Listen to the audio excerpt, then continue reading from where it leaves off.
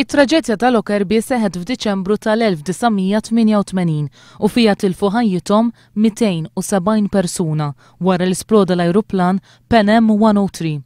Fl-2001 Abdul Baset Ali Al-Megrahi kien instab ħati bħala l-moħħ wara l-attakk imma 8 snin wara inħeles għax intqal li kien marid. Issa l-każ ser jerġa' jinfeta'.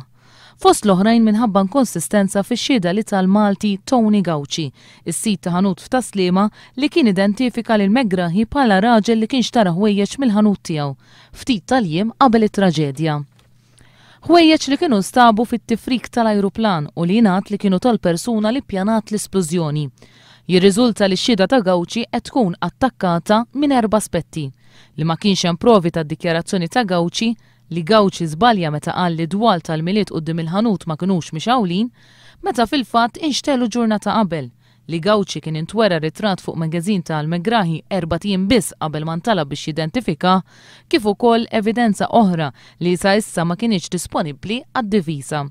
Iżda fl-istess waqt li l-avukati tal-Megrahi huma konvinti li dawn il-fatti ser jiskaġunawh, qed jinġabru provi minn Ministri tal-Libja li m'għadhomx aktar jappoġġjaw lil Kurunell Gaddafi u li mistennija jgħidu li mhux biss kien ħati iżda li kien ordnat minn Gaddafi biex iwettaq l-esplużjoni.